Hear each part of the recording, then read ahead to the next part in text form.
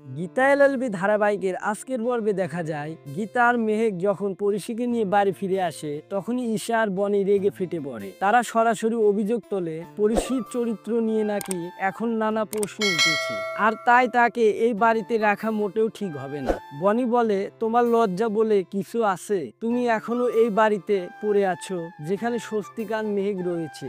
ওই কথা শুনে মেহেক রেগে যায়। সে সোজাসুজি জানিয়ে দেয়, তোমরা এটা বোঝার চেষ্টা করো, গীতা আজ একটা অসহায় মেয়ের পাশে দাঁড়িয়েছে, কিন্তু ঈশা, বনি আর স্বস্তি তারা একজোট হয়ে পরিশির বিরুদ্ধে একই কথাই বলতে থাকে। তখনই প্রলয় এসে সবাইকে থামিয়ে বলে, পরিশির সঙ্গে কি হয়েছে সব জেনেও তোমরা এমন কথা কিভাবে বলো? পরিশি এই বাড়িতেই থাকবে। তারপর বাড়ির সদস্যদের মধ্যে শুরু হয়ে যায় চরম ঝামেলা। তখন পরিশি কাঁদতে কাঁদতে বলে, আমি হাত জোর করছি, দয়া করে আমাকে নিয়ে ঝগড়া করবেন না, আমি নিজেই এই বাড়ি ছেড়ে চলে যাব।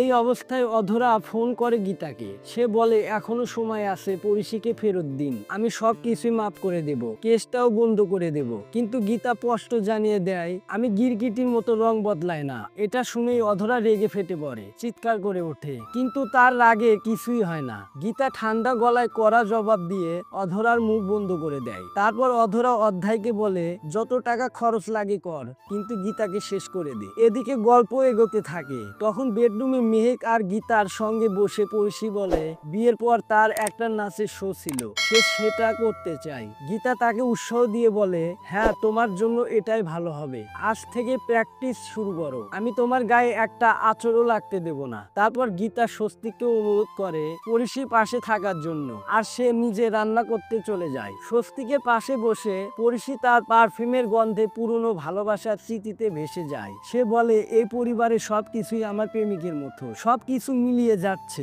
অন্যদিকে অধরা অধ্যায়কে জানায়, গীতা এক সময় তার শ্বশুর অগ্নিজিৎ মুখার্জির সঙ্গে কুকুর বিড়ালের মতো ঝগড়া হতো, এখন সেই দুর্বলতাকে কাজে লাগাতে হবে। একটু পর ডাইনিং টেবিলে মেহেক পরিশিকে নিয়ে খেতে বসে। তখনই বনি দাঁড়িয়ে যায় আর বলে, ও যদি আমাদের সঙ্গে খায়, আমি খাবো না, গেস্টের তো গেস্ট হাউস আছে, ও গেস্ট না, আশ্রয় প্রার্থী। রাখা, প্রলয়, অগ্নিজিৎ সবাই তাকে থামাতে চাইলেও তখন অনেক দেরি হয়ে গেছে। পরিশি ভীষণ আঘাত পেয়ে ছুটি বেরিয়ে যায়, কিন্তু হোঁচট খেয়ে মেঝেতে পড়ে যায়। স্বস্তিক দৌড়ে গিয়ে তাকে তুলে নেয় আর কেয়ার করে বলে, যখন এই বাড়িতে ছিলে তখন তোমার চোখ ছিল, এখন তো দেখতে পাও না, তাহলে কেন এত অবহেলা করে হারছো?